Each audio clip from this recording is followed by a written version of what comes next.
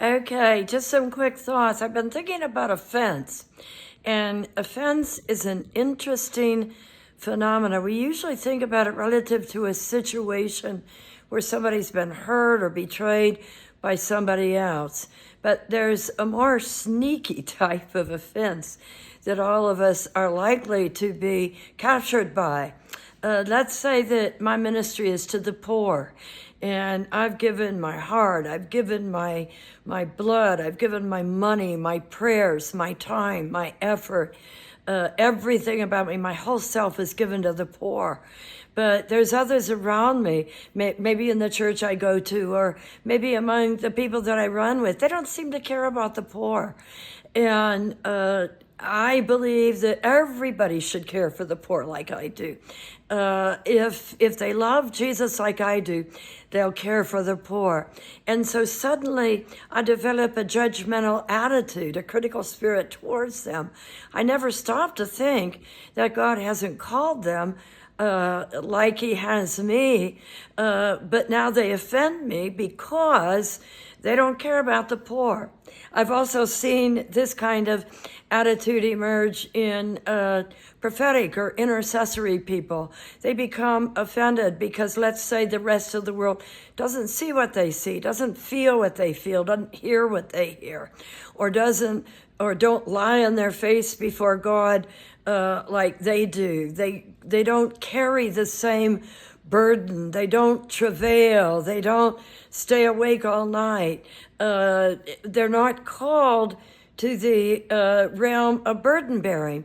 And so prophetic and intercessory people are particularly intense, and they'll become offended by those around them who don't have this.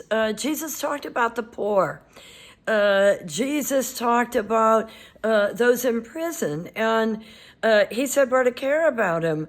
And so we can begin to judge everybody by, do they seem to care about the poor? Do they seem to care about those in prison? If they don't, they're neglecting their godly responsibility.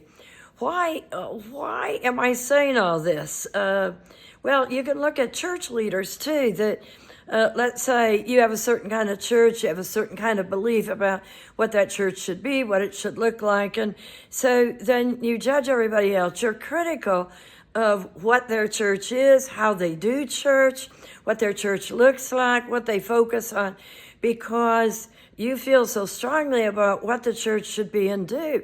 And so suddenly you find yourself with a critical, judgmental spirit. In other words, you're offended by those other leaders who aren't seeing things the way the way that you do. Why do I say all this? Because historically, to be honest, I've experienced this myself. I've judged others out of my own calling, my own responsibility before God, my heart towards a certain area, my passion, etc. I've judged them unknowingly out of the way I think, the way I feel, etc. But I've come to realize over the years that God has equipped different people in different ways. And this isn't an excuse for them not being who God's called them to be. But we've got to be careful that we don't put who we are on others and then become offended because they don't share the same heart, the same passion that we do. And then we become judgmental and critical towards them. God has made all of us. He's made us different. 1 Corinthians 12, we each have a place to fill in the body, and together we fill up the whole body to the full. And so what do I say? Be everything you're called to be, but don't try to make other people like you. You'll become offended in the process if you do. You'll judge them for their seemingly unspiritual ways because you see your own as far more spiritual. And let's just begin to celebrate the differences that God has made in the body, for without them, we wouldn't be supplied.